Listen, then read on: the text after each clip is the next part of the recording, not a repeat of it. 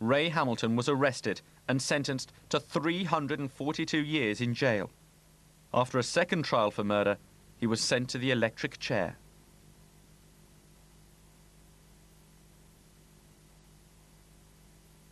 The police cars carried a massive armory of weapons. They prepared an ambush for the outlaws. This reconstruction of the ambush was made only a few days later. For 3 days and nights, these officers lay in wait on this road, but Bonnie and Clyde were wary. On the 23rd of May, the officers stopped Henry Methvin's father as he drove up the road. He was handcuffed to a tree and his truck left by the roadside as a decoy.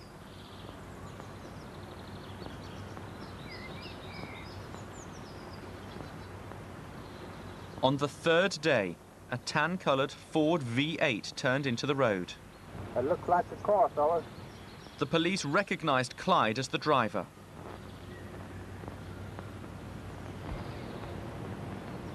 That's him for sure, I'll guarantee you. Get ready now. As Clyde saw Methvin's truck, he slowed down. The police prepared to open fire. That's him, fellas. If he reaches for it, let him have it. Look down!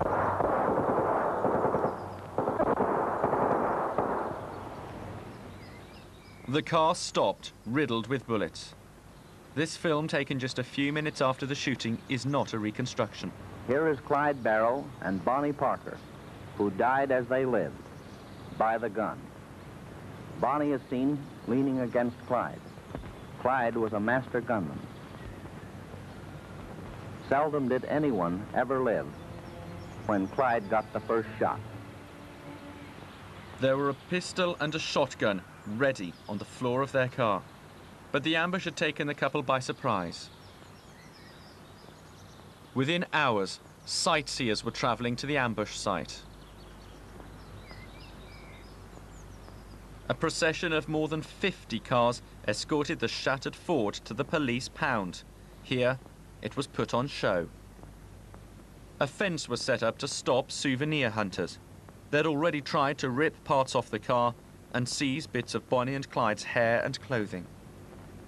On the back seat, lawmen found 3 light machine guns, a dozen pistols, and more than 1,000 rounds of ammunition.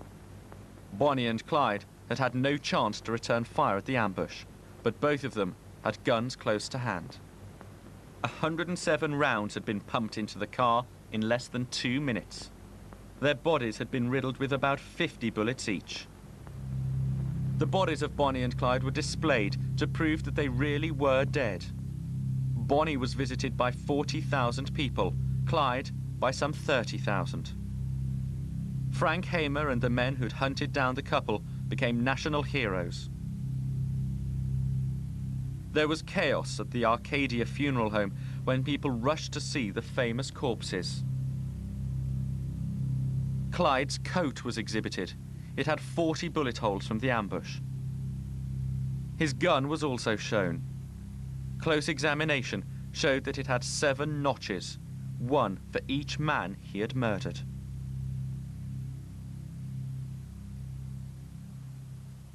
"20 relatives and friends stood trial for harboring the couple. The men were chained together, but the women weren't considered dangerous. WD, already serving 15 years, got another 2. Henry Methvin had a life sentence. He also received an extra 2 years. Bonnie's sister Billy and Buck's wife Blanche were sentenced to 1 year and a day each. Bonnie and Clyde's mothers were put on trial. Their lawyer pleaded that love took precedence over the law, but the judge wasn't impressed by the defense or by Mrs. Barrow's ill health. Both were given 30 days in prison. Clyde was buried next to his brother Buck at West Dallas Cemetery. An aeroplane dropped a floral wreath. Although she had asked to be buried next to Clyde, Bonnie was taken to Dallas's Fish Trap Cemetery. The press was out in force. As well as her extended family, thousands of sightseers attended the funeral. Her sister and mother were inconsolable. Clyde's family was also there. Her family wrote an epitaph for Bonnie's grave. As the flowers are all made sweeter by the sunshine and the dew, so this old world is made brighter by the lives of folks like you. While on the run, Bonnie had sent poems to various newspapers. They included her own epitaph.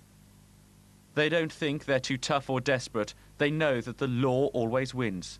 They've been shot at before, but they do not ignore that death is the wages of sin. Someday they'll go down together, and they'll bury them side by side. To few it'll be grief, to the law a relief, but it's death for Bonnie and Clyde.